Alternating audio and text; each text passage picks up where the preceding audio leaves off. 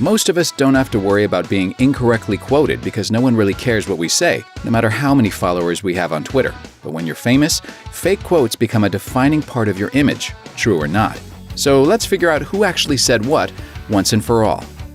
We are not amused. Even though we think of Queen Victoria as a scowling old lady dressed in black, she probably never actually said we are not amused. While the rumor has been going around forever, even while she was alive, no one seems to know exactly when she said it. According to the Radio Times, she said it when a servant told a saucy story. Another tale says it was uttered after a performance of HMS Pinafore. Yet another says she voiced her opinion when a whole table was laughing at something she didn't find funny. But Queen V was happier than she looked. The Christian Science Monitor reported that Lady Salisbury claimed Queen Victoria laughed too much. Apparently she was amused. England and America are two countries divided by a common language.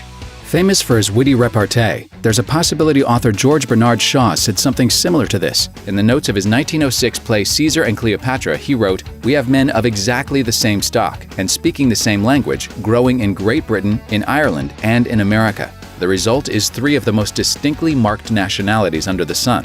It's close, but there's still no evidence Shaw ever said the exact phrase. It's actually possible Oscar Wilde is the true originator of this phrase, since in one of his short stories the narrator describes a character like this: "She was quite English," and was an excellent example of the fact that we have really everything in common with America nowadays, except, of course, language.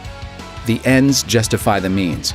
You could read the whole of Niccolò Machiavelli's most famous work, The Prince, and never find this line. And it's not in any of his other works either. In chapter 18 of The Prince, he sort of alludes to this theory with, "Let a prince have the credit of conquering and holding his state. The means will always be considered honest." But even if Machiavelli had written this exact quote, he probably wouldn't have meant it. According to the Christian Science Monitor, there's a good chance the whole book was satire.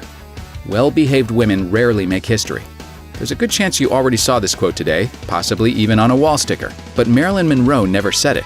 Neither did Eleanor Roosevelt or Anne Boleyn, or anyone you've ever heard of. According to the New York Times, Laurel Thatcher Ulrich wrote a version of this in an article in 1976, though the phrasing was slightly different. Well-behaved women seldom make history.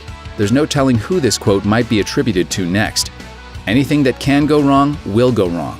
According to the Phrase Finder, this statement was originally attributed to U.S. Air Force aerospace engineer Captain Edward A. Murphy, who hated the people he was working with, noting that if they could possibly do something wrong, they would. The quote first showed up in print in 1952 when the book The Making of a Scientist quoted a physicist as saying Murphy's law was, "If anything can go wrong, it will." But astronaut John Glenn wrote in his 1962 memoir that Murphy was actually a fictitious character made up by the U.S. Navy for educational cartoons.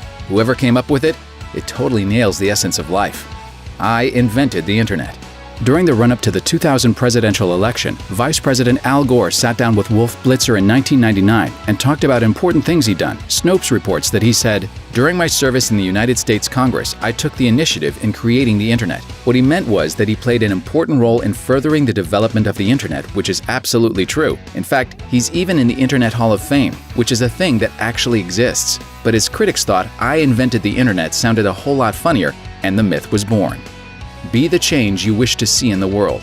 Legendary Indian political activist Gandhi said a lot of really deep stuff, but if you've been saying this quote, you've just been repeating some rando bumper sticker maker. But wait, according to the New York Times, Gandhi did say, "If we could change ourselves, the tendencies in the world would also change. As a man changes his own nature, so does the attitude of the world change towards him." Not quite as catchy. Elementary, my dear Watson. If you've ever read any of Sir Arthur Conan Doyle's Sherlock Holmes stories, you're probably familiar with the detective's iconic saying, "Elementary, my dear Watson." The problem is, he never said it. Snopes says the closest Holmes comes to saying this phrase is in the short story The Crooked Man. He's just done an impressive deduction of how busy Dr. Watson is with his patients, and this exchange takes place. "Excellent," I cried. "Elementary," he said. Close enough? I cannot tell a lie. I did cut it with my hatchet. The first thing you probably learned about Washington was that he was our first president. The second thing, he was really bad at lying. The story goes that little Georgie was playing around with a hatchet and chopped down his father's prized cherry tree. When he was confronted, he said, "I cannot tell a lie. I did cut it with my hatchet." But the Mount Vernon official website says that this story was invented after Washington died by an author who wanted to cash in on his passing by writing a popular history book. The book was a bestseller, and even though he included loads of other fake stories too, the cherry tree was the one everyone remembered. Thanks for watching. click the grunge icon to subscribe to our YouTube channel. Plus check out all this cool stuff we know you'll love too.